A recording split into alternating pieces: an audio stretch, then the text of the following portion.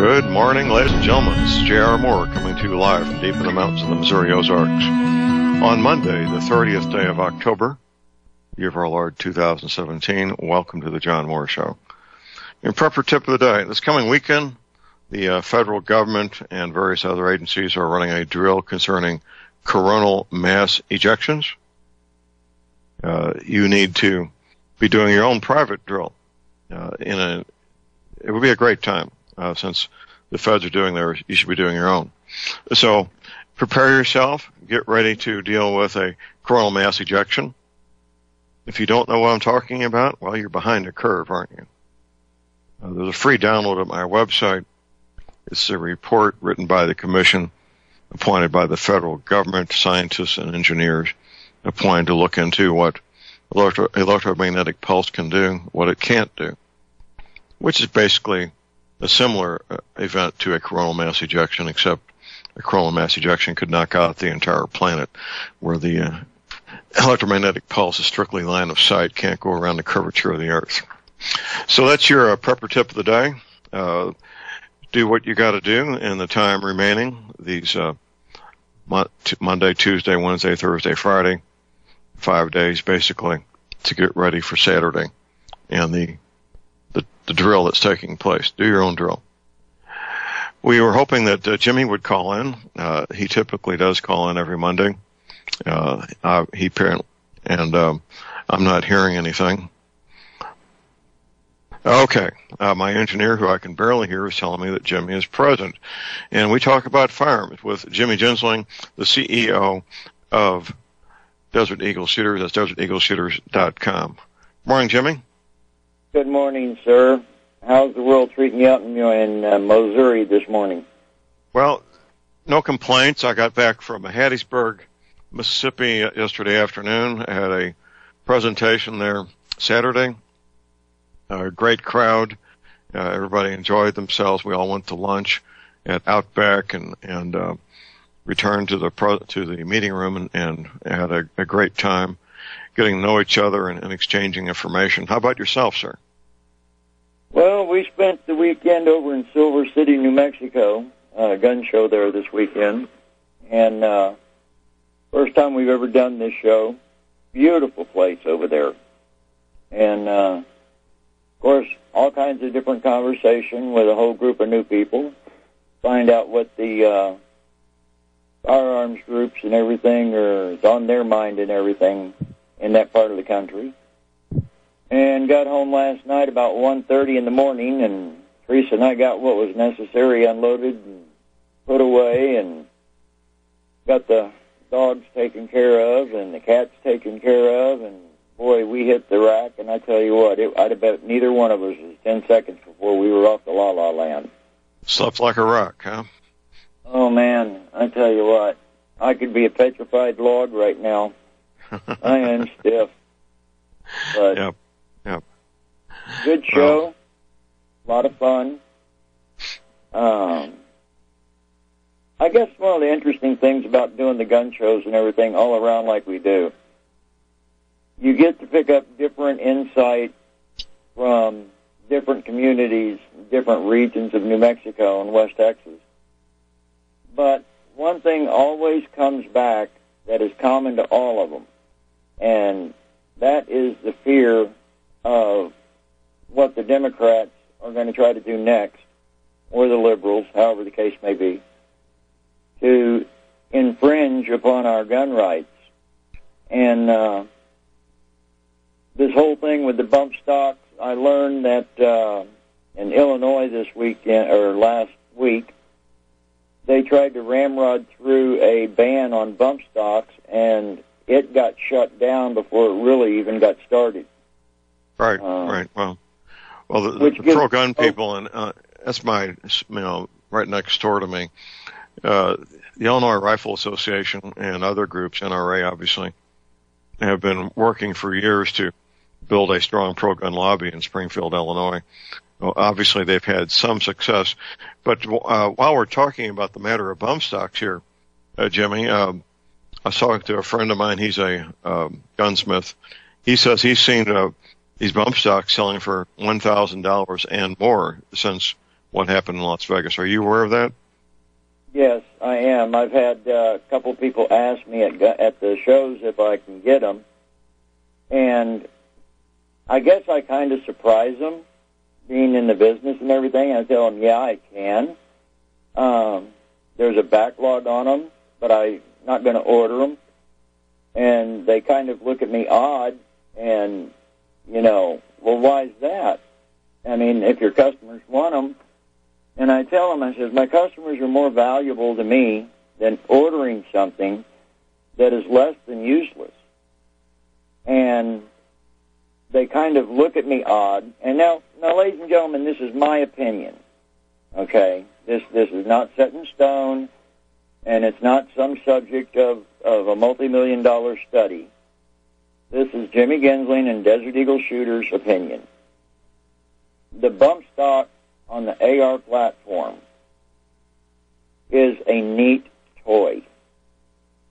John and I have both had the opportunity at one time in our lives or another to fire a fully automatic weapon. And we learned quite rapidly that the primary purpose of a bump stock or a fully automatic weapon, I'm classifying the two together right now, is to put a large amount of lead over a very great area with absolutely no accuracy whatsoever. And they kind of look at me and I go, all you're doing with a bump stock is you're spraying bullets everywhere uncontrollably. You're spending vast amounts of money dumping that much ammo everywhere. And yes, it's fun for one or two times, but that's it. Bump stock on, well, you and I discussed it. A bump stock on a shotgun that holds 5 rounds in a riot situation, yes, that could be useful. In most people's hands, a shotgun is inherently inaccurate anyway. Bird hunters, that's an entirely different group. I would hazard to guess that a bird hunter or an experienced bird hunter, let me put it that way, with a shotgun and a bump stock could be far more lethal than 99.9% of the average person with one. But again, you're dumping large rounds of ammunition in an uncontrolled manner in a general direction. And it's interesting, some of these people might, well, the one that happened this weekend kind of harumphed a bit and walked off, went around the rest of the show for a while, talked to buddies and stuff. And before he left, it really did surprise me, John. He stopped back by and thanked me. And I'm like, okay, well, thank you, but for what? And he goes, I talked to a couple of friends of mine, and what you said is exactly true. They've had experience firing fully automatic weapons, and you're absolutely correct. It's a scary situation for someone on the receiving end, but for any form of accuracy, it's much better to sit there and fire semi-automatic rounds with controlled fire. And that's my opinion, John, my Uncle Jimmy's opinion. Okay. And I'm curious, with your experience, what are your thoughts on it? Okay. In war with men who are trained in the use of military firearms and military tactics, there's a place for automatic weapons, and the regular reason, the most common reason, would be, listen carefully, fire to suppress fire. You know that when you're firing full automatic, you're probably not going to hit anything, but the object is not to hit anything, it's to get the other guys, and you're working in a team here, the enemy, to duck down to avoid being hit, while the other team is advancing on the objective. Say it's an enemy bunker, for example. So you get the guys in the bunker to duck while the other team advances. Then that team does the same thing. They fire full auto while you advance until you get close enough to use hand grenades or explosives or something like that to take out the bunker. The other purpose would be to attempt to hit aircraft that are enemy aircraft. You have more chance of hitting the enemy aircraft with automatic weapons, especially if you've got tracers, than you would firing semi-auto. Other than that, I'm going to guess that the person making the inquiry was a Caucasian male between 18 and 30. Tell me if I'm right or wrong. The age range is absolutely correct. Okay. Caucasian. In New Mexico, there's a lot of mixed race. And the gentleman was very nice. I would actually suspect more of a Hispanic American background. Okay. Well, Hispanic is not a race. Well, yeah, it's a group. But that's the reason I say that, Jimmy, is healthy young males. Healthy young males in any culture that has access to firearms, they don't take a lot of convincing to get their hands on an automatic weapon, and that's understandable. Their testosterone is running wild. They're healthy young males, and it's fun to shoot anything full automatic. That's and the closest you can get without spending many thousands of dollars would be a bump stock. And that's, when you say toy, that's basically the category they fall in.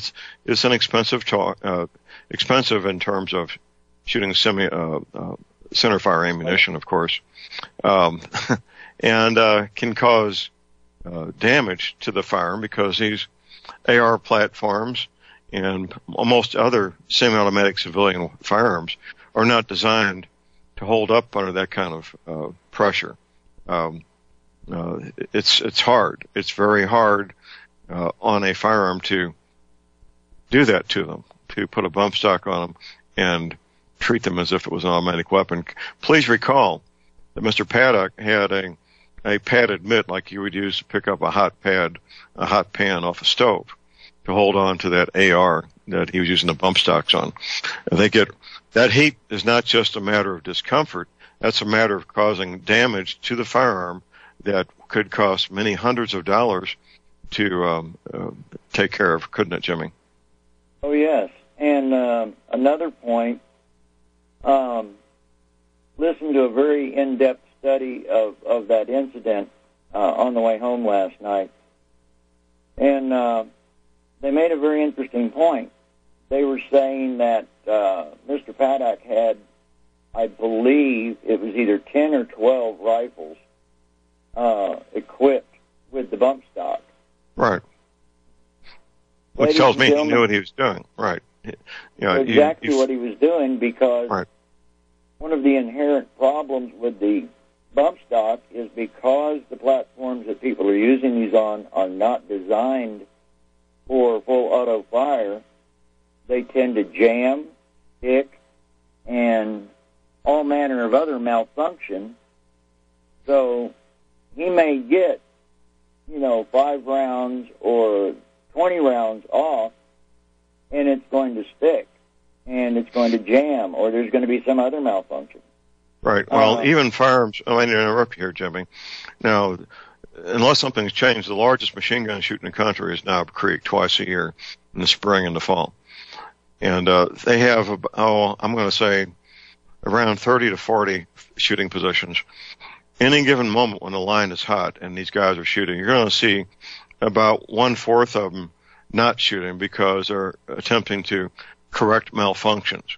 And these are firearms that were engineered to shoot full automatic, not semi-autos that have been reconfigured, but full automatic firearms that were meant from the get-go to shoot full automatic. And even they have, predictably, malfunctions, breakages, and so forth, don't they, Jimmy? Oh, yes.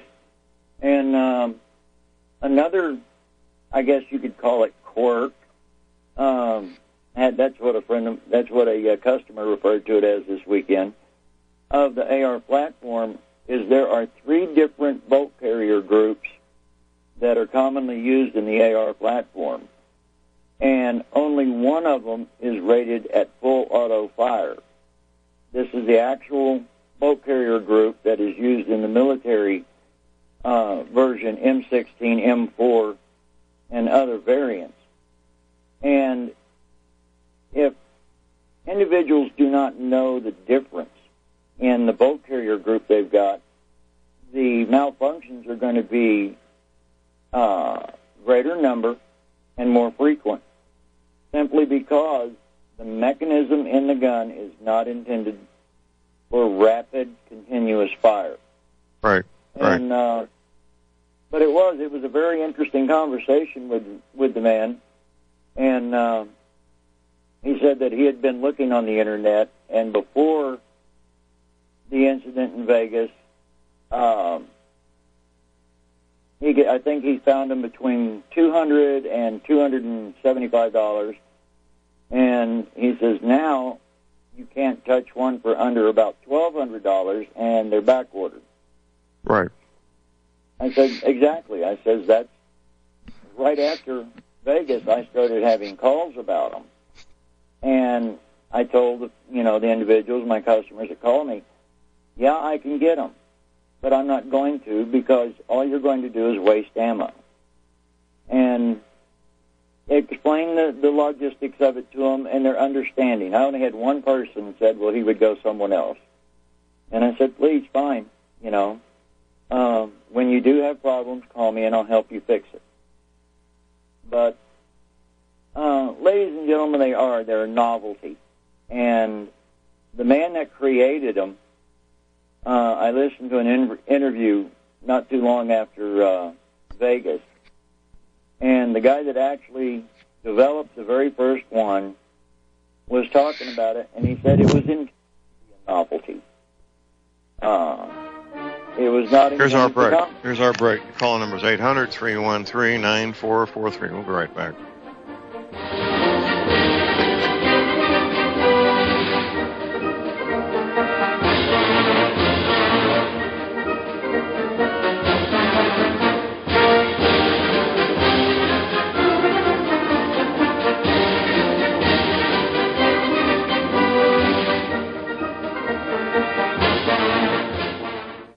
J.R. Moore here. As most of you know, my regular listeners, I offer energy cleaners for sale at my website. If you don't have a clue what I'm talking about, go to my website, thelibertyman.com, educate yourself about these marvelous healing devices. We focus on pain mitigation and getting a great night's sleep. Arthritis pain, joint pain, back pain, doesn't matter. Keep in mind, I offer from me to you personally a 30-day money-back guarantee. That's what I do. Energy cleaners, $285, shipping included to American zip codes.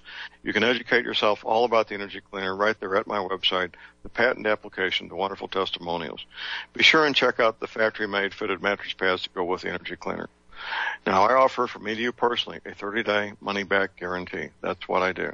I have a toll-free order line, or you can order it right at my website at thelibertyman.com. That toll-free order line is 800-592-9543. I say again, 800-592-9543. Thank you. Ladies and gentlemen, J.R. Moore here. It's taken 3 years before I could offer the inter-shelter domes for sale.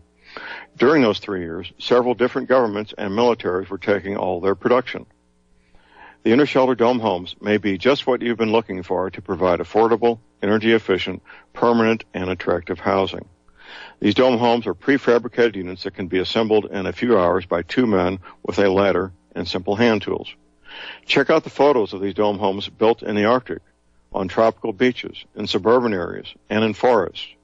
All the details, many photographs, and the pricing of the dome homes are listed on the left-hand side of my homepage at thelibertyman.com. I think you'll find these homes are not only attractive, but they're energy efficient, and a bonus. You can disassemble them and reassemble them as many times as you feel you need to.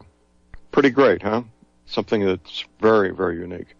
Check them out at my website at theliberty.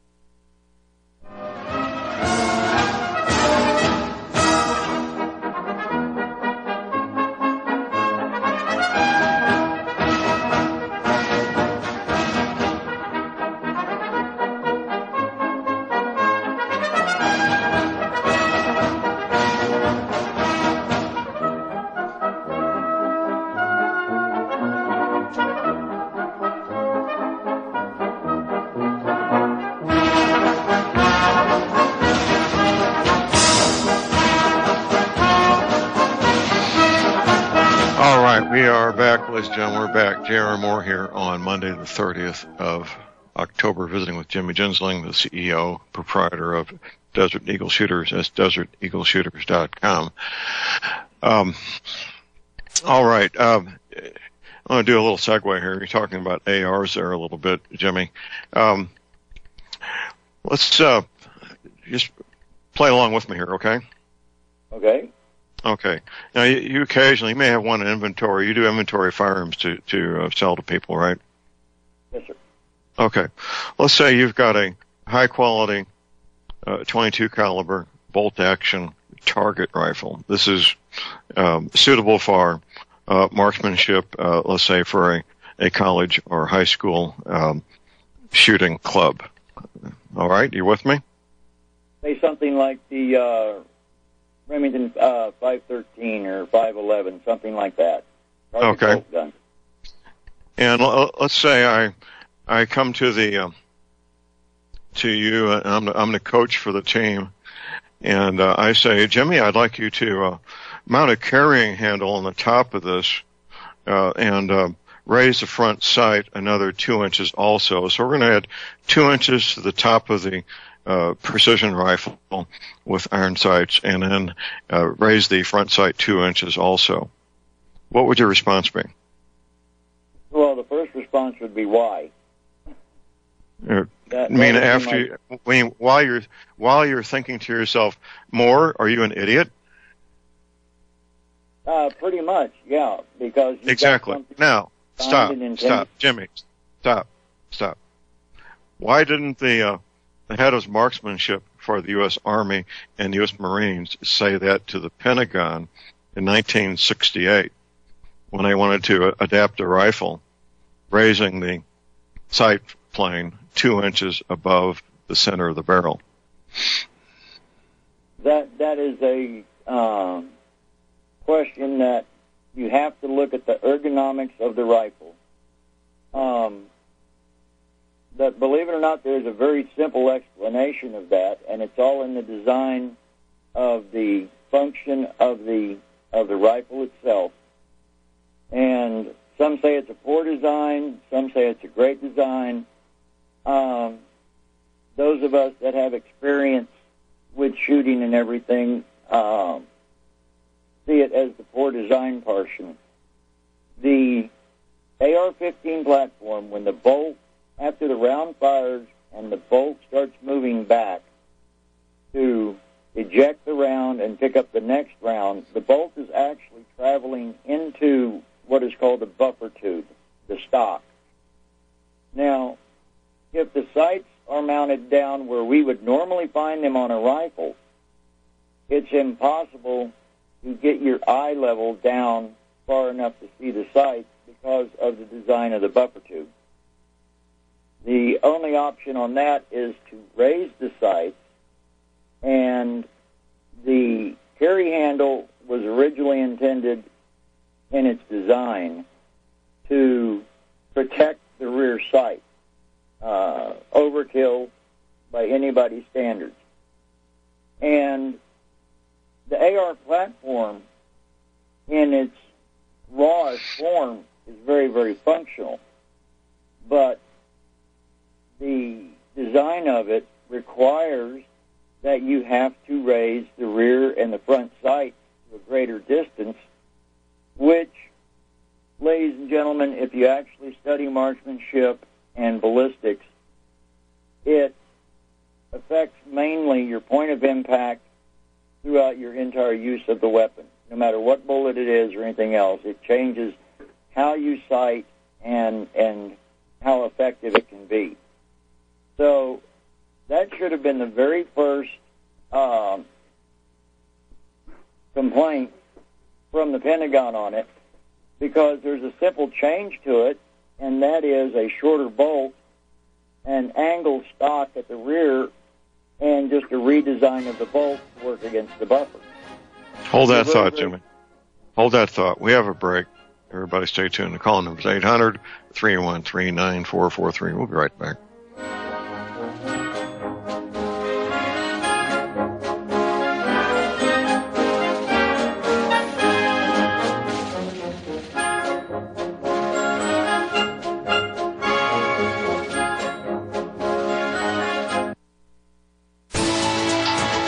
You are tuned in to the Republic Broadcasting Network. Visit our website by going to republicbroadcasting.org.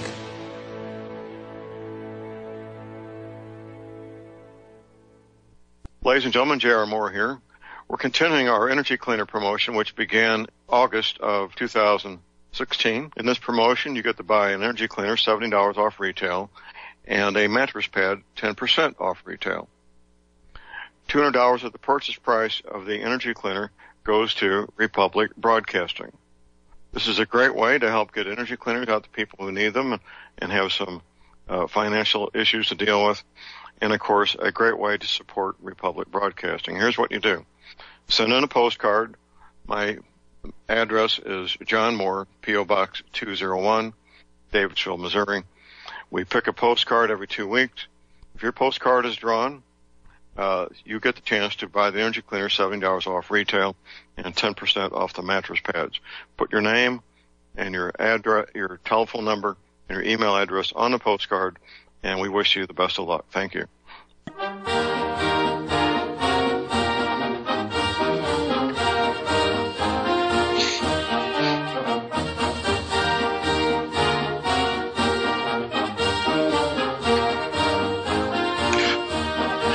All right, we are back, ladies and gentlemen. We're back. J.R. Moore here on Monday, the 30th of October. My website is thelibertyman.com. That's thelibertyman.com. A free download at my website. It's the report of the scientists and engineers, the commission, which, by the way, was just defunded a few weeks ago, appointed to look into what EMP can and what it cannot do. The first third of it is about what you need to read. The first 90 or so pages, it's the most important. Keep in mind that they did not have the money to put a full strength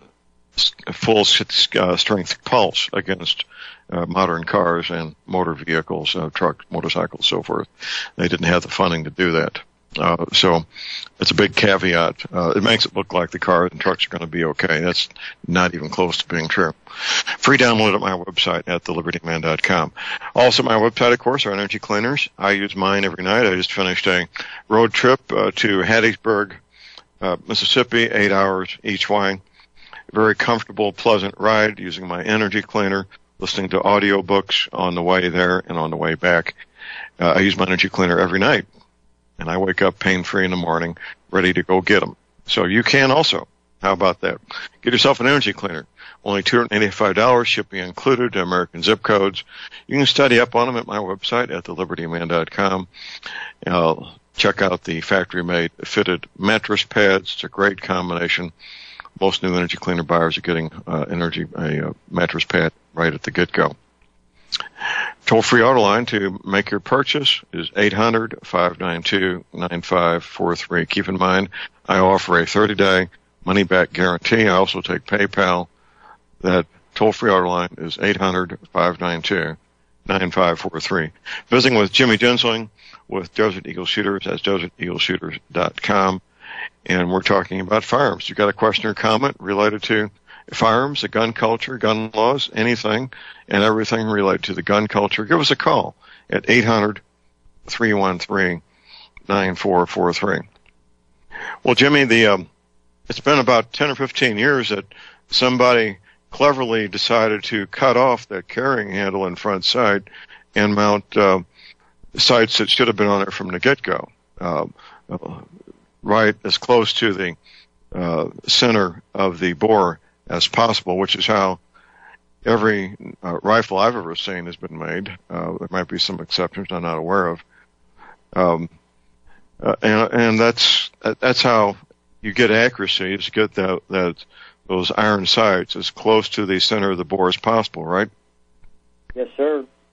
And there have been, oh, good heavens, probably hundreds of new stock designs and everything else to allow you to get that cheek weld and get lower down onto it. It's just a design. I'm not going to call it a flaw, okay, because he intended it to work this way, and it worked very well. About 7 or 8 years ago, an individual designed a new bolt carrier, and an angle stock for the AR-15 platform. And the bolt carrier had a rod on the end of it that actually pivoted and was bent at a slight angle. And the buffer spring and everything was still in the stock like normal, but it was down at about a 12-degree angle. And that allowed you to get a normal cheek that normal for what we're accustomed to on a regular Monte Carlo stock or something like that on a good bolt gun. And the concept is great. The price is ridiculous. In fact, some of the prices of these mods I've seen are as much as some of the rifles that are for sale right now. Right. And it's just an inherent flaw, I guess you might say, in the thinking. Well, the inherent flaw was corrected by the original designer. Eugene Stoner developed the M16 AR-15. He was the original designer with Armalite. He understood, within a few years of designing that and putting it in production, he understood the inherent flaws of his own design, and he corrected it with a whole new rifle called the AR-18, AR-180. I purchased an AR-180 shortly after they came out, about 1973 or 74, because I wanted nothing to do with an AR-15 platform, because I knew from being in Vietnam how inherently defective they are, and still are. The AR-18, AR-180 corrected all the inherent design flaws of the AR-15 M16 platform, which continues to this day. After 300 to 400 rounds in a firefight, which is not that difficult to get to go through that many rounds, you're going to start getting jams because of that inherent flaw of blowing all that dirt, unburned powder, back into the action itself. Yep. I know you're not that familiar with the AR-18, AR-180 platform. No, it's not well known, but it is a very desirable little carbine, in my opinion. When you mentioned it last week, I went and looked that up. And, it did correct everything on it. I still don't quite understand why it didn't take off better in the community out here, since, we are not under contract for what we buy. But I think it doesn't have to do with engineering or reliability as much as the issues that Armalite had, marketing issues, the money to do marketing. If you don't know something exists, you can't really make a decision to buy it, can you? No, you can't. And one of the problems with Armalite, and I've never understood it, and to this day, people will buy a Armalite AR-10, and as long as they intend to leave it in the factory condition, the way it came out of the box, they're fine. But Armalite, for some reason, and I've never gotten an answer why, uses a proprietary magazine. It uses all of the components. The uppers are not interchangeable. The bolts are not interchangeable. The buffer tube, buffer stock, everything is not interchangeable. It's all proprietary. And what I mean by proprietary, ladies and gentlemen, is the components and parts to fit that rifle are only made by the company that made the rifle. And about 8 or 9 months back, I put a free-floating handguard on one for a gentleman because, and it required a lot of machine work. I had to call my friend Kerry and get him down here and help me with making we had to actually make the barrel nut, because where everyone else uses a 1 in 16 common thread on the barrel nut, Armalite used a 1 in 18 thread, which is uncommon. Right. And we had to actually manufacture the barrel nut, and then I had to go in and index and mount the handguard and everything else to that. It's a hell of a weapon. The Armalite AR-10 is rock solid.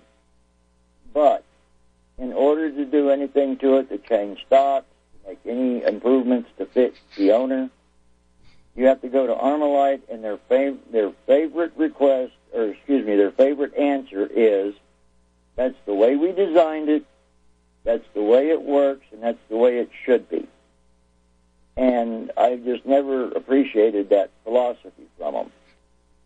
And well, they're a relatively small company. Now, I don't know how many times they've changed hands since Eugene Stoner was involved. Eugene Stoner, of course, has passed on. But they do what they do. I'm not particularly attracted to the AR-10 either. In my opinion, the M1A, M14 is a far superior rifle for a number of reasons. But there is a certain appeal to a certain shooter, a number of people, for an AR-10. And if they want to get one, then God bless them, go for it. But for my money, the M14 M1A is the rifleman's rifle. Your thoughts, Jimmy? Oh, yes. No arguments here. The only advantage that I give people on the AR-10 platform for a semi-auto 308 is the fact that with the changing of the upper alone, removing the takedown pin and the pivot pin, calibers can be changed. And our most popular ones, uppers that we build, the AR-10 platform, are the 6.5 Creedmoor and the 338 Federal. Now, the 338 Federal, you're taking a 308 cartridge, necking it up to 338, and basically you're building a 1,400-yard capable AR-10 platform. The 6.5 Creedmoor, by swapping to that caliber, you're giving a greater range out to about 1,400 yards, a slightly smaller bullet, and ballistics that are in use, in the particular use of the weapon, are superior. And by that, I mean, we've got some guys that hunt hogs and coyotes out here that have been educated, and they won't get closer than 600 or 700 yards. But with the Creedmoor or the 338 Federal, they can do very precise, very long-range shots with it. Now, my personal AR-10 platform, my 308, I've got a 26-inch National Match quality shilling barrel on it, hand-lapped, polished chamber, and it is a sub-negative angle gun. But I use it in training and teaching people what can be done with a precision rifle at distance.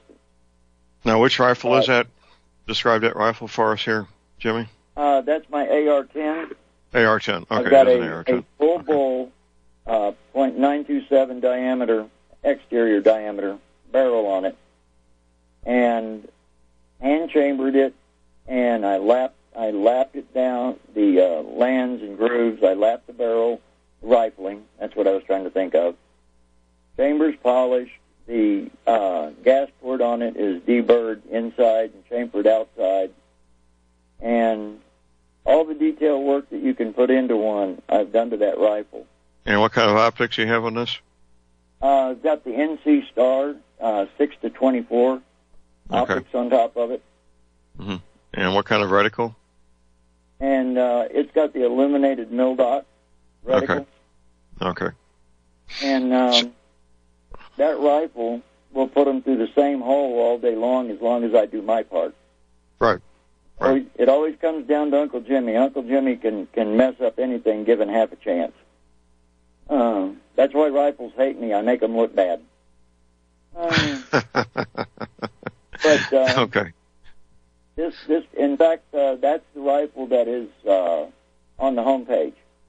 Now, your preferred ammunition, is it hand loads, or do you use any factory ammo? I will use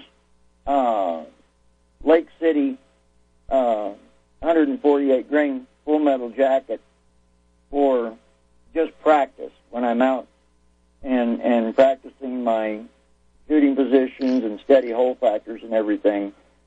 But when I sit down and get serious with it, I have one particular hand load that I use that's based on a 168 grain Hornady hollow point boat tail match bullet. And I have two different powders I can use with it that gives me the same ballistics and the same accuracy, and that's Varget and 4895 powders. I know I'm getting technical, folks.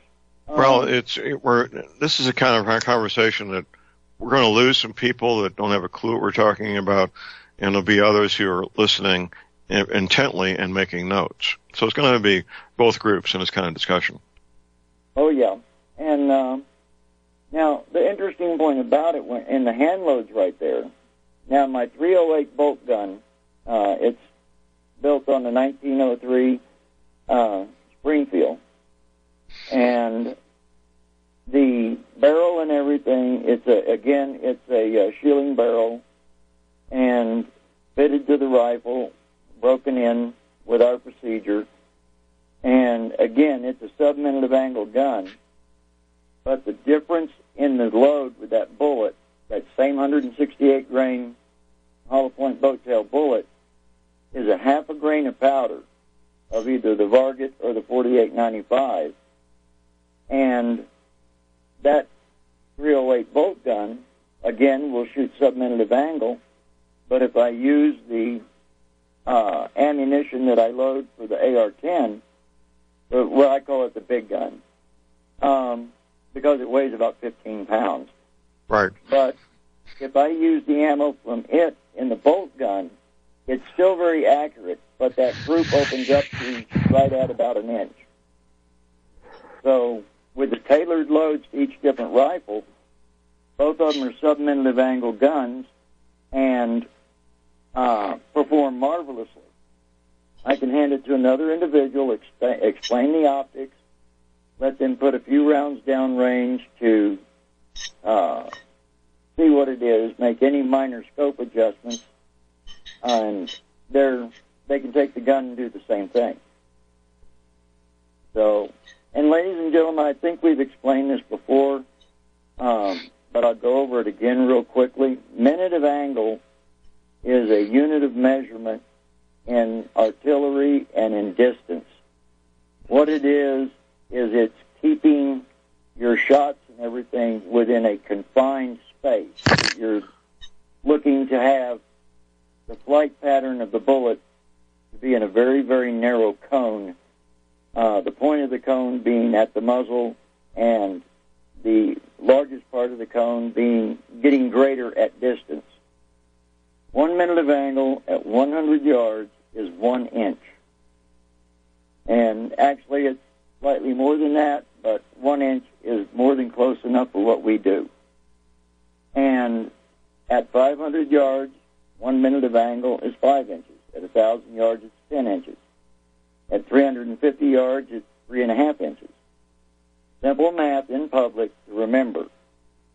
And when I say that I have a minute of angle gun, it means that it will consistently shoot a 5 or 10 shot group that is 1 inch in diameter or less. There we go. Hold that thought. We have a break. Call numbers 800-313-9443.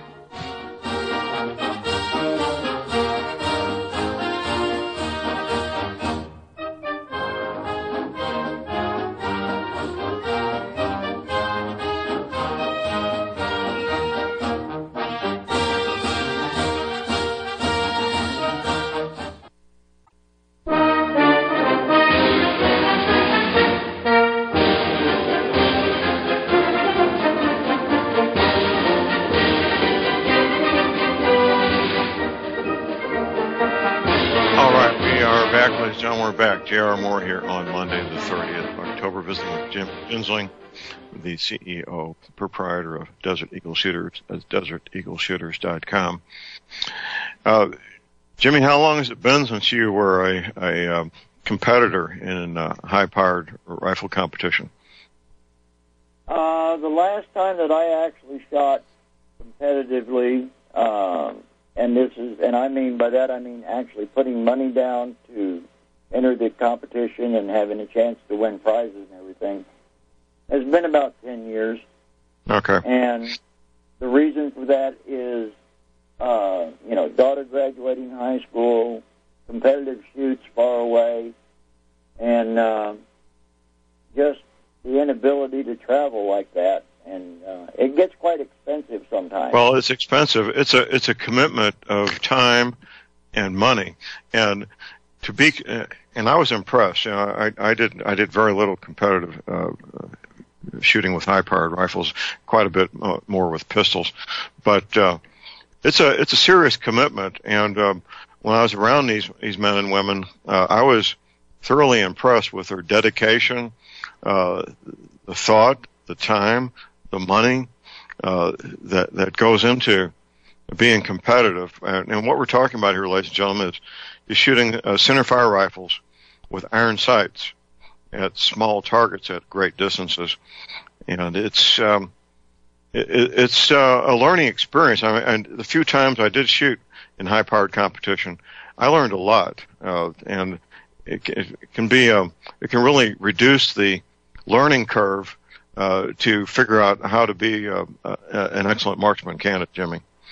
Oh, yes, sir. And because of eyesight and everything, I limited my open sight competition to the 500-yard or, depending on the match meter, 500-meter in competitions. Anything over that, it was always with optics. And I've got one picture I'll email to you later here, John. You'll find humorous. But a friend of mine that took it labeled the picture my office.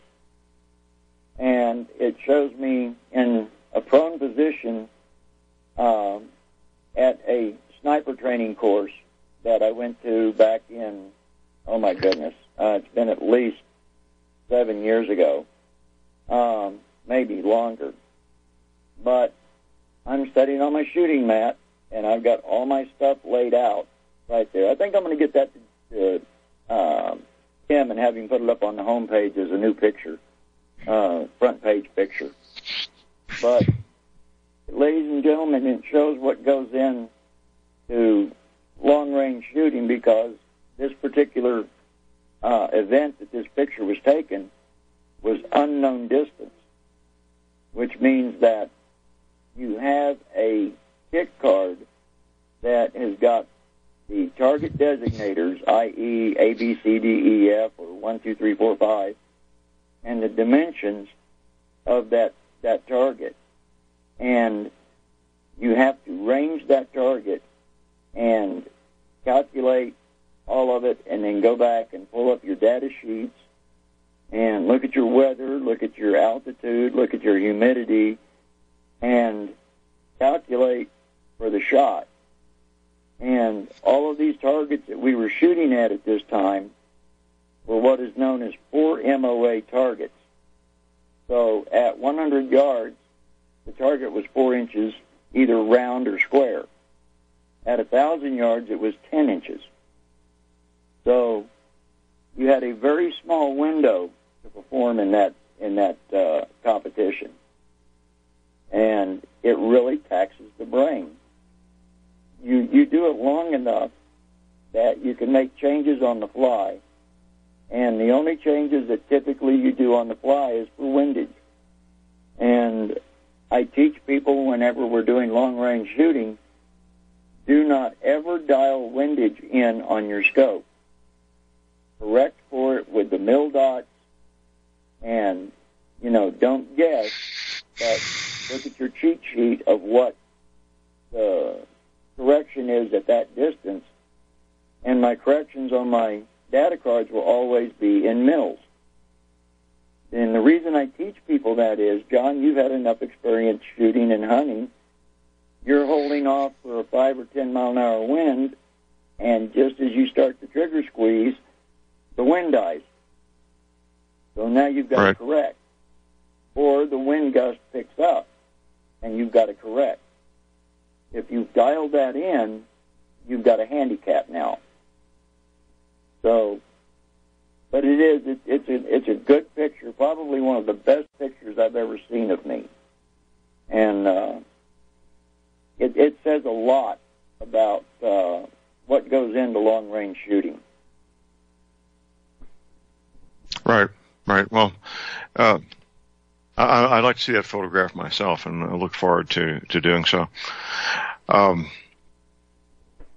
the competition is, like I say, it's a social event. It's a learning event. It's a lot of things, and it's fun. That's the bottom line. It's fun. Here's our top of the hour break. Call number is 800-313-9443. We'll be right back.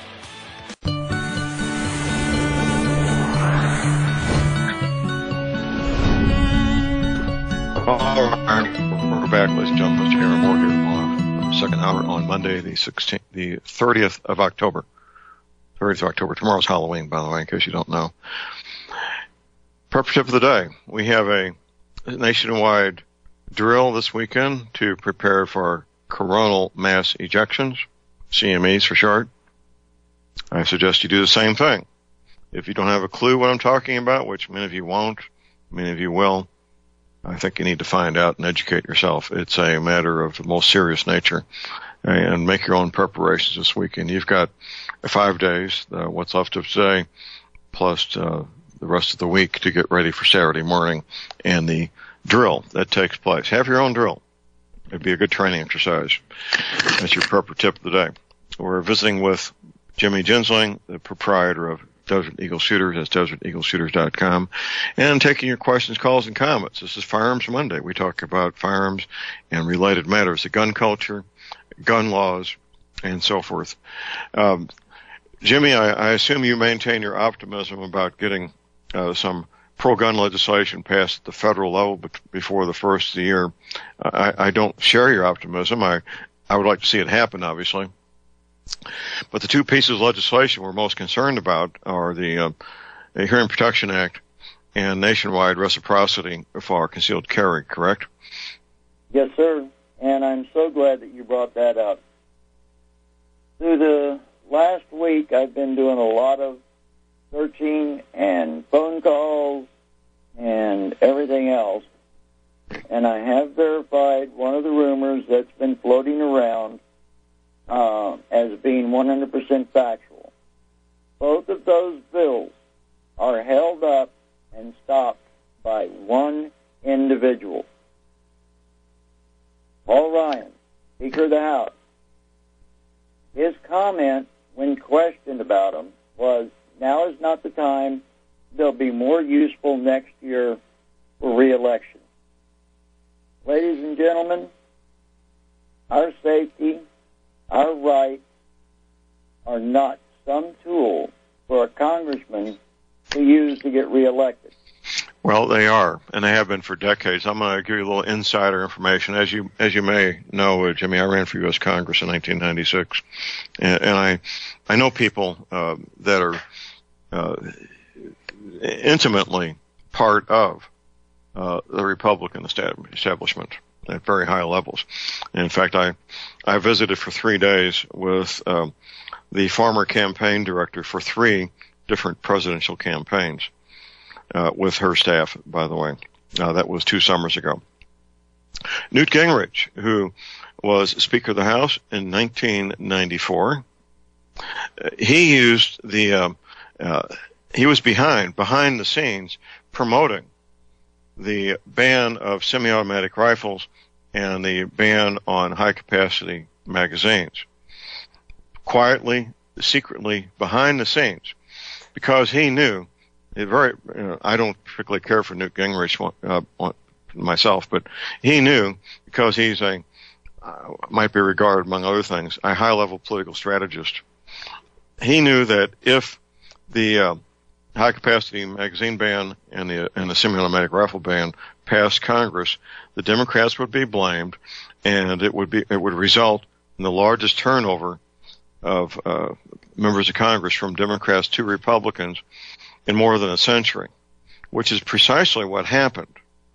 In the meantime, the rest of us had to live for 10 years. There was a 10-year sunset on those 2 bans with prices for magazines being 300 to 400% more than they should have been, prices on semi-automatic rifles being 50 to 100% more than they should have been for a decade. So this is nothing new. For our Speaker of the House to be doing it now is just business as usual. And I don't like it, but that's the way it is, Jimmy, and you and I aren't going to change it. Yeah, but the thing is this right now, ladies and gentlemen. The Congress and Senate both know, with the election of Donald Trump, that the American people are fed up. And my suggestion to everyone is this, is to remember this number. Put it on speed dial in your cell phone, in your home phone, in your work phone, any phone. But it's 202-224-3121. That is the Capitol switchboard. And I ask everyone to please call your congressmen, call your senators, and let them know just how upset you are about everything. And then, once you talk to your congressman or senator, then you call Ryan's office, because he's the Speaker of the House, and the first thing his staff is going to tell you is that, well, you're not one of his constituents, please call your own congressman or senator. Explain to them, excuse me, but Ryan is the Speaker of the House. His decisions affect what my congressman or what my congressman can do. So, yes, I am one of his constituents and demand that he gets these bills back on the floor. The Hearing Protection Act was to be going to the floor of the Congress for a vote the day after, 2 days after the Vegas shooting. The morning after the Vegas incident, Ryan pulled that off the docket and pulled it off the floor. I quite frankly, that needed to happen, and I'm glad it did. I think we need to be patient, Jimmy. There's only 2 full months left in the year, November, December. Basically, less than 9 weeks. It will be the new year. That will pass very quickly. So I'm going to encourage people to, yes, contact your congressmen and your senators, on one hand. On the other, we need to exercise some patience here for a couple of months. Nationwide reciprocity needs to happen, should happen, can happen, and the Hearing Protection Act needs to happen also. Even the ATF wants the Hearing Protection Act to pass because they are just up to their eyeballs covered up in paperwork because the backlog of processing of paperwork for people buying suppressors. And yep. They don't, and right, they don't have the funding. They don't have the funding to have the staff to deal with this. Right? And they want it to pass as much as we do, don't they, Jimmy? Yes, sir. The waiting time now on it, the last I heard, in fact, I actually heard it this weekend because the guy had filed his paperwork earlier last week, and they're telling him 9 to 10 months. Right.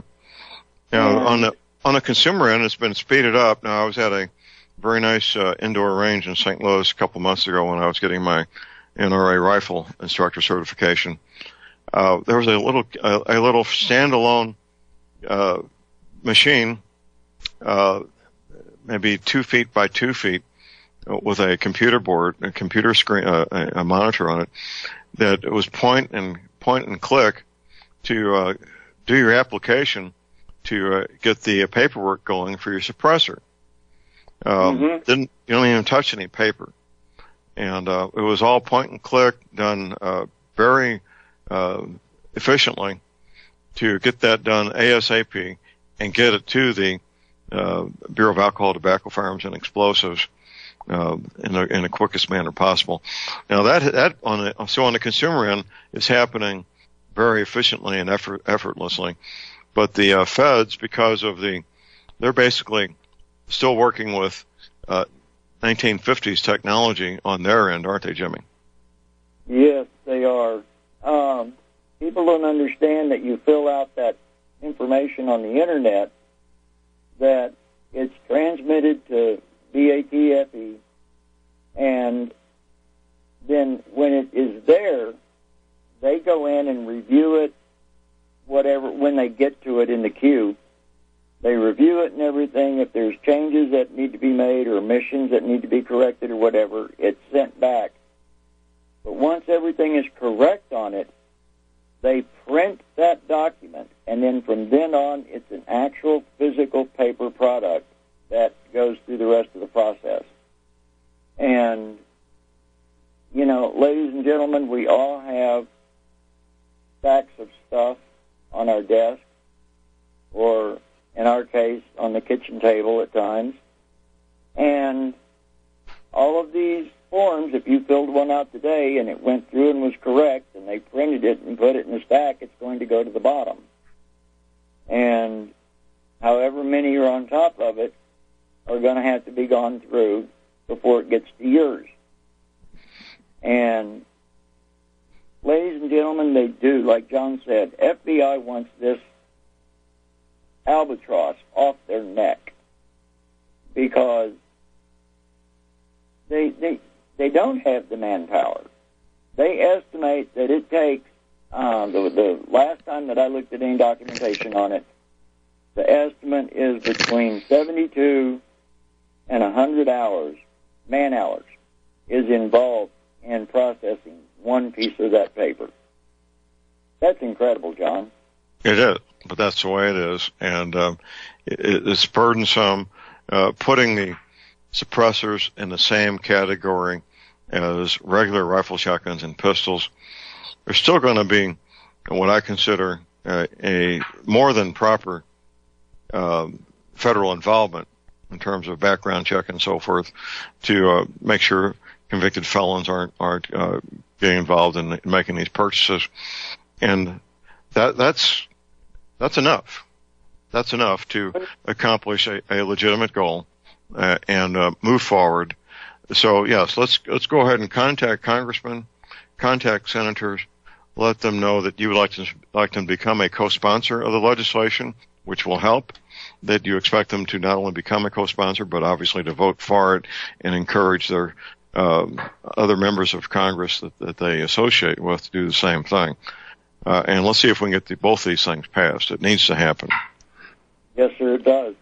And I think the last count that I got was it had 200, I want to say around 290 or below 300 co-sponsors on that bill.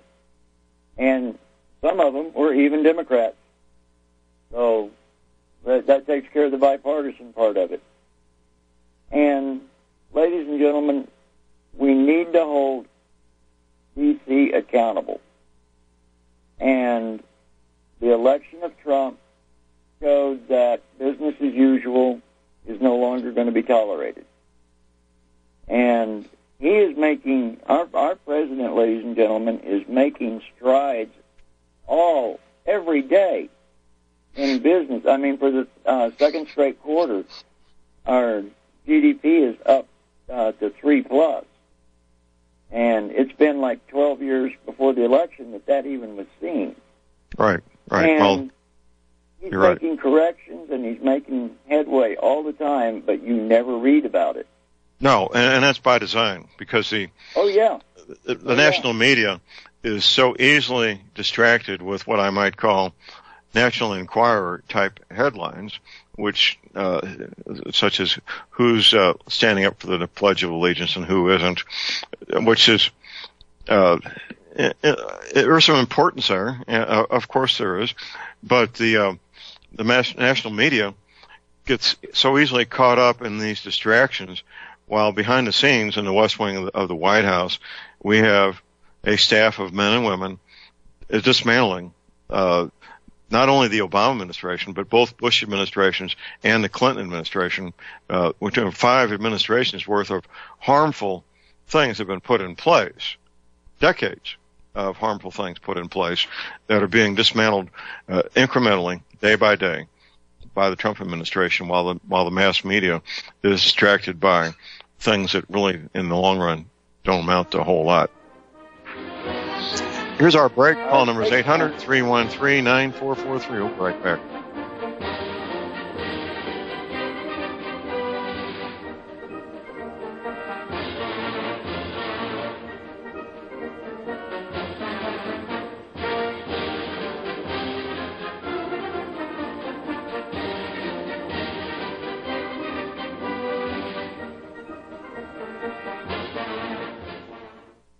J.R. Moore here. It's taken 3 years before I could offer the inter-shelter domes for sale. During those 3 years, several different governments and militaries were taking all their production. The inter-shelter dome homes may be just what you've been looking for to provide affordable, energy-efficient, permanent, and attractive housing. These dome homes are prefabricated units that can be assembled in a few hours by 2 men with a ladder and simple hand tools. Check out the photos of these dome homes built in the Arctic, on tropical beaches, in suburban areas, and in forests. All the details, many photographs, and the pricing of the dome homes are listed on the left-hand side of my homepage at thelibertyman.com. I think you'll find these homes are not only attractive, but they're energy efficient, and a bonus. You can disassemble them and reassemble them as many times as you feel you need to. Pretty great, huh? Something that's very, very unique. Check them out at my website at thelibertyman.com. Thank you.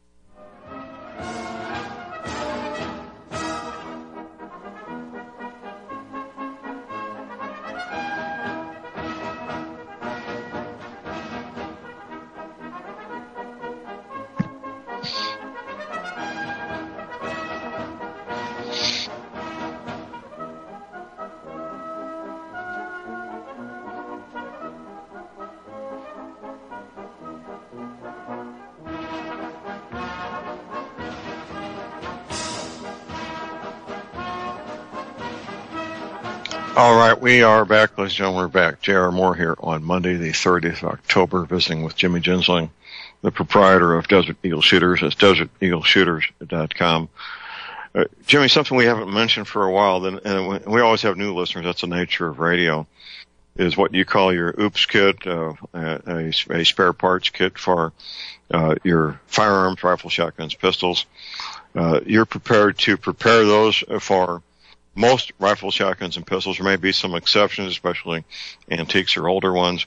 What we're talking about here, ladies and gentlemen, is spare parts that right now may cost $1, $2, or $3, that in the future you won't be able to buy for any dollar amount because, well, there'll be no postal service, FedEx, or UPS to deliver them to you. And what we're talking about are the 3 things that break on almost all firearms, almost all the time. That would be springs and firing pins and extractors. That's what breaks on most firearms most of the time. Now, do you have any OOPS kits in stock, and how would people make arrangements to get one, Jimmy? I'm so glad you mentioned that because that's one thing I wanted to do. Wanted to do it in the first hour. Mr. Ross, I found your email in the junk pile, and I'm getting a reply back to you today on that. I apologize for the delay. I'm getting new components in as we speak, John, on the OOPS kits, and the only problem I've been waiting on seriously for a couple of them is extractors. But once I got a few more of those in, then we'll be able to rapidly fill the AR OOPS kits on that. And again, we build them in particular. An example is on one of the things that Mr. Ross is that I'm looking at is a Marlin Model 1894 in 45 Colt. And so these parts, ladies and gentlemen, are in the industry, what they are known as is wear items. And they are designed to wear and wear out because of the function that they perform. Now, one of the most least examined items in ARs, John, is the bolt carrier group. Whenever you clean your rifle and everything, it's important and imperative, especially on the AR-15, AR-10s, to disassemble the bolt carrier group, clean it very good, because that's where the carbon and the junk and everything blow into. That's right. Clean that very, very good and inspect everything. Now, before you do that, there are two tests that you need to run. One is before and one is after. If you take your AR bolt and, or actually the bolt carrier group, there are two separate components to it. The large body that holds everything is called the bolt carrier. The bolt is the part that actually goes into the action and locks down and seals off the chamber, the part that moves in the front. Pull the bolt forward on the bolt carrier group to its locked position, stand it on the bolt, and let go of the bolt carrier group. It should stay like that. If the bolt carrier group itself starts creeping down and goes all the way down and settles, that's one of two things, and most often it's both, is wrong. One, the gas seals in the bolt, on the bolt itself, are worn and need to be replaced. Or, which is more common with both components together, the bolt itself is worn and no longer has a close tolerance fit in the bolt carrier. The bolt carrier is always made out of a Hold that thought, stronger... Jimmy. Hold that thought, Jimmy. We have a break. We'll be back. Continue this conversation. Stay tuned.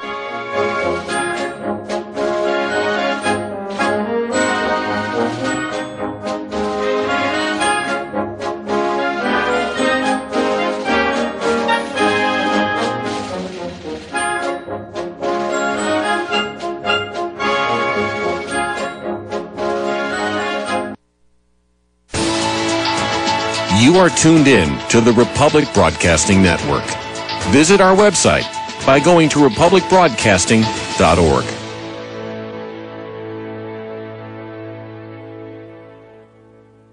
Ladies and gentlemen, J.R. Moore here. We're continuing our energy cleaner promotion, which began August of 2016. In this promotion, you get to buy an energy cleaner, $70 off retail, and a mattress pad, 10% off retail. $200 of the purchase price of the energy cleaner goes to Republic Broadcasting. This is a great way to help get energy cleaners out to people who need them and have some financial issues to deal with. And, of course, a great way to support Republic Broadcasting. Here's what you do. Send in a postcard. My address is John Moore, P.O. Box 201, Davidsville, Missouri. We pick a postcard every 2 weeks. If your postcard is drawn, you get the chance to buy the energy cleaner, $70 off retail, and 10% off the mattress pads. Put your name and your address, your telephone number, and your email address on the postcard, and we wish you the best of luck. Thank you.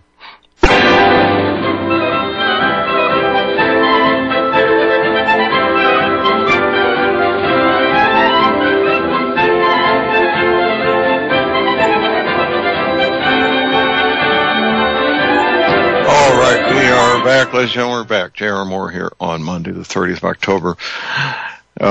We do have some breaking news. A massive tragedy was avoided this morning, the 30th of October, 5:30 local time in Sweden. A commercial airliner was sabotaged. The authorities learned of the sabotage before the aircraft took off, avoiding what could have been a massive tragedy, obviously.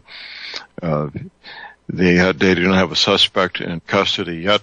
They've got all their resources devoted to finding this person and arresting this person. I'm not going to comment on what group I think might be behind it. I have my own ideas, but in the absence of evidence, I will maintain my silence on that for the time being. So that's a new breaking news I wanted people to be aware of.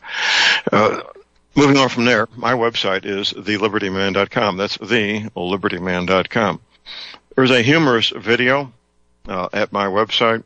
I was hoping when I first saw it, it would become a mini-series, possibly, or something that would go on for some period of time. And the title of the video is, listen carefully, The Real Wives of ISIS. It's a hoot. It's an absolute hoot. It's great humor and a lot of fun, and a great way to have a little chuckle here. Of course, the humor is based on reality. Otherwise, it wouldn't be funny. Also, my website, of course, are energy cleaners for sale. I sell energy cleaners. It's my home business. When you place your order, I'm the guy who takes the order, processes it, packs up the energy cleaner, packs up the mattress pad. I take it to the post office in Cherryville, Missouri, put it on the counter. The counter is an antique post office counter, by the way, all walnut, very nice. And when I set it down, I feel like I'm striking a blow for the good guys. I really do.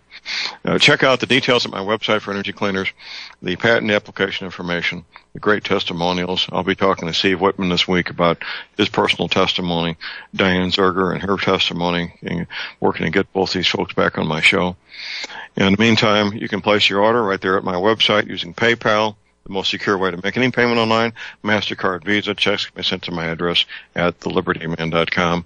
I have a toll-free order line 24 hours a day, keeping in mind I do take MasterCard, Visa, and PayPal, and I do offer a 30-day money-back guarantee. Here's that toll-free order line, 800-592-9543. I say again, 800-592-9543. Visiting with Jimmy Gensling, the proprietor, CEO of Desert Eagle Shooters at deserteagleshooters.com. And we're talking about what Jimmy calls the oops kits. Jimmy, when it came time to sell my AR-180, I had a complete collection of 2 each of all springs, extractors, and firing pins in the original packaging from Armorlight in Costa Mesa, California, which made the package very desirable when I came time to sell it, didn't it, Jimmy?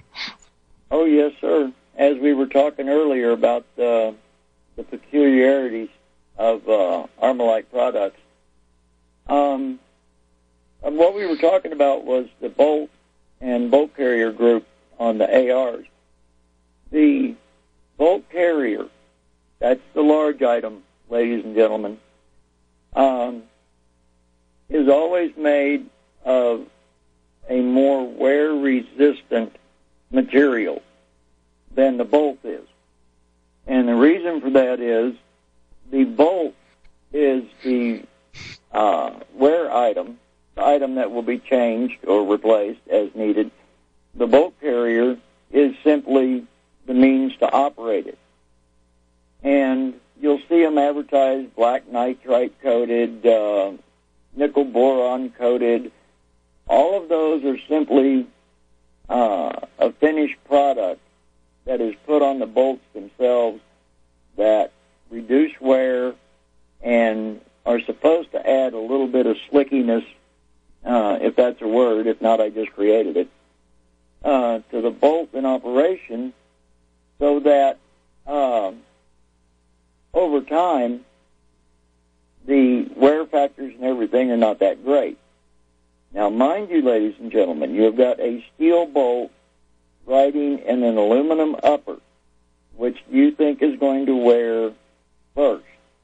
That's right, the upper is going to wear. So in your time when you're cleaning everything, ladies and gentlemen, always check to make sure that there aren't any really heavy wear marks on the inside of that upper. And if you think they are, have a gunsmith take a look at it and find out if you're developing something that could eventually become a problem. In most cases, no, they don't happen because people keep the bolt carrier lubricated. But that's just food for thought. Back to the bolt and bolt carrier. If you stand the bolt carrier group on the bolt upright with the bolt extended, and the bolt carrier slides down and touches the bolt fully and is stopped, that tells you that either the gas rings or the bolt itself is worn out. And had a gentleman at the gun show this weekend ask me, well, if mine does that, can I still safely shoot it? Answer is yes. The gun will still function, but you will be more inclined to run into failure to extract, which is the primary, what do you call it, John? What happens whenever a certain malfunction. Situation. Malfunction. Anyway, if you have failure to extract repeatedly, look at that, and then also look at the extractor on the side of the bolt itself. And that extractor is held in by a real small roll pin, and it has a spring behind it, and it is sometimes very difficult to remove. I recommend that if you do have an old bolt, practice on it first, removing and installing the extractor before you do it to your actual use weapon. Number 2, absolutely never do this in the field unless you have got a tarp or large, very nice, clean area to do it, because if that spring or that roll pin flies off, you're out of luck. And that's one of the items, especially the roll pin, that is in, at least 2 of them are in the kits, because without that, you have to slide your cleaning rod or something down the bore each time to get the case out. And you no longer have a semi-automatic, you have a very slow single-shot platform that you're using. That's it. We got a caller on hold here. We got Glenn in Philadelphia. Good morning, Glenn. Good morning, Glenn. Good morning, John. Good morning, Jimmy. Hi. Wanted to tell about a gun crime we had in the region here yesterday, which had a relatively positive outcome. There was this sort of a drifter criminal who had stolen a car from a man in Delaware, and had come up to this region at a local shopping mall. And, mall shoppers, this is a wealthy zip code, a wealthy mall. Mall shoppers are notoriously naive and false, bunch with a sense of false security. The same fellow had robbed a woman at the same mall just the day before, gotten in her back seat of her car, held a gun on her, and took her purse and fled at that time. Now, this brings up the question, just to stop right there for a second. Where was this woman did not have a sense of situational awareness. She didn't lock her car immediately. This man was able to get in the back seat of a car and rob her. That was on Saturday. Now, so one of the very first things I do whenever I get in my car is, the minute the door closes, I hit the power lock button.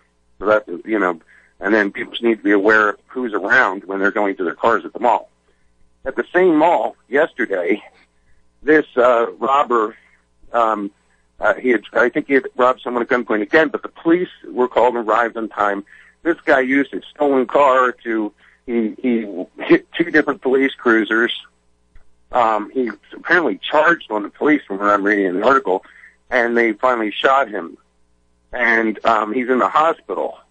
Now, there's a pretty professional, well-behaved police force. They apparently only shot, as much as they needed to get him down. If this had been Chicagoland, they'd have pumped him so full of lead it's not even funny. So basically, we have the police successfully apprehending this criminal at a mall, and all sort of an all's well that ends well situation. But just this idea that highlights the situational awareness know who's around you. If you see anything suspicious, get away, go back in the mall, and so on and so forth. Lock your doors, and all that. And the suburbanites seem to think that crime can't touch them.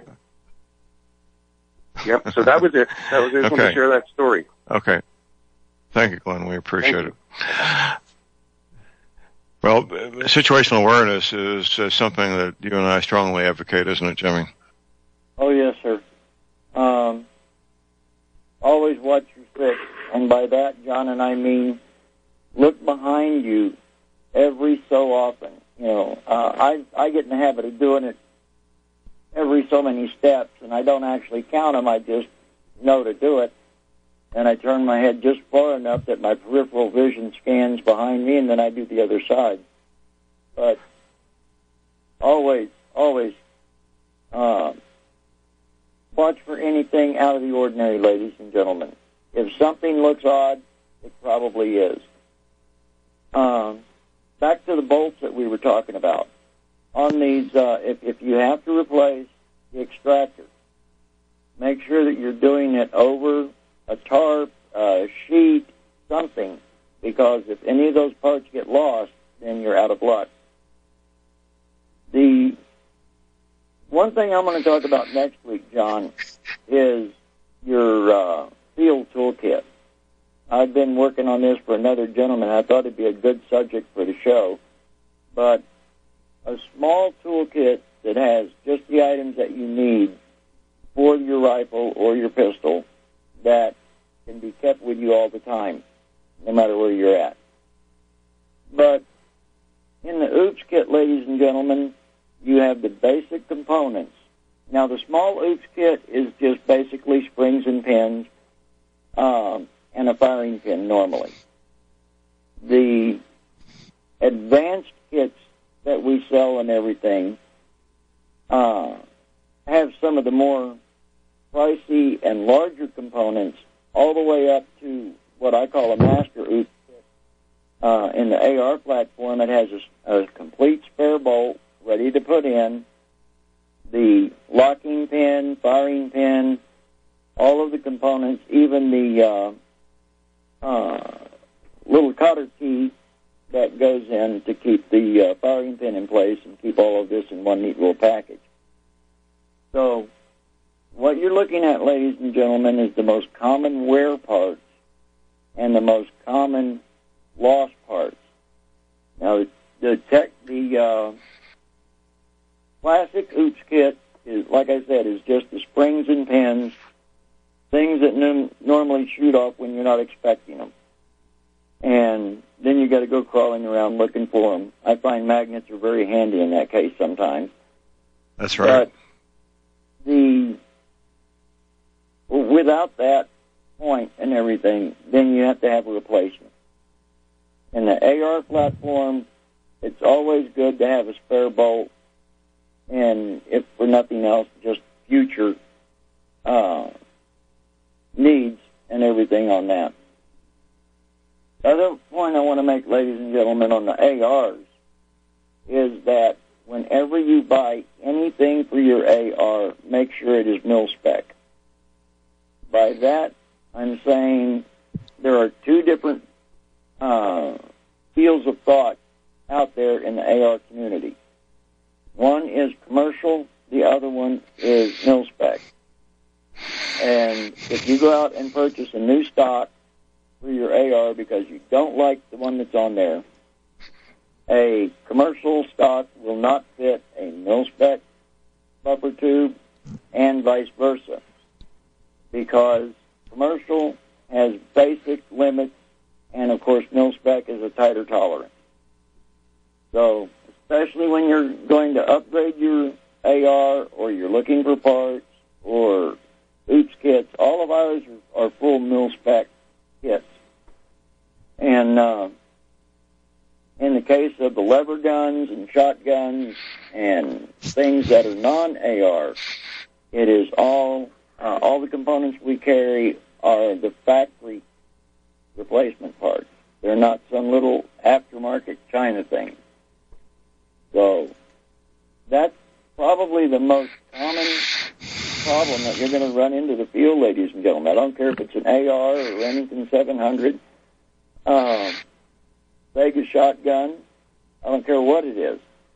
You're going to have a point in time when you're either cleaning it or maintaining it that you're going to either find the spring broken, or you're going to lose it, or some little pin that is very necessary for the operation of the gun to get lost.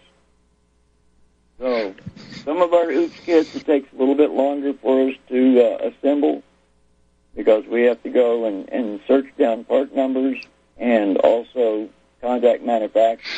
And whenever I have them on the phone talking about a particular oops kit for a gun, I also ask them, and you can do this yourself, ladies and gentlemen. If you go in your local gun shop and you've got a competent, knowledgeable gunsmith, you tell him what kind of rifle you've got or pistol you've got and ask them, what is the most common thing that he has to repair? And he's going to tell you, lost screws, this pin breaks, whatever. Your local gunsmith can be a wealth of knowledge on what you need to have for spare parts for your shotguns, rifles, handguns, and everything else. Anything to add to that, John? Well, I think we've been pretty thorough on that. We got our last break. We'll talk a little bit about a basic set of tools people should need and have on hand to take care of this. Stay tuned. We'll be right back.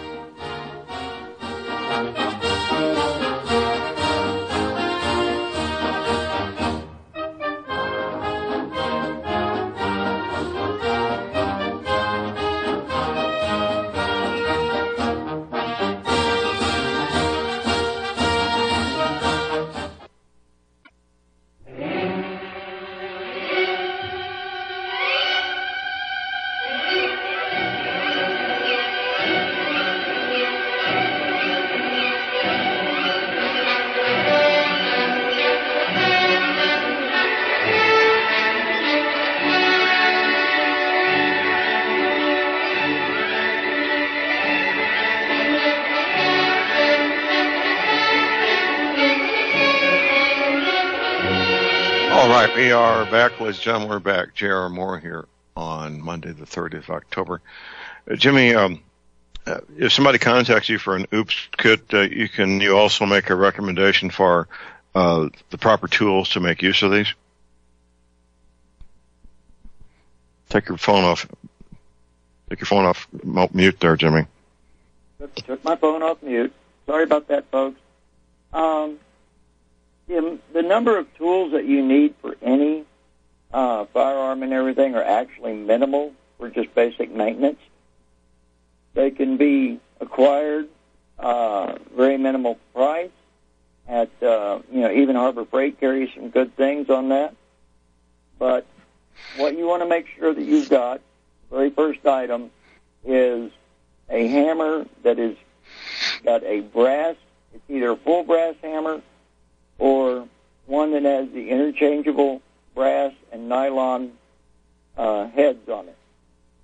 If you can find one of the little kits, I know that they've got one in Harbor Freight that has got brass, nylon, and steel heads on it. If you pick one of those up, use the steel or anything else. Save the brass one for working on your gun. Less chance of damaging them or marring them.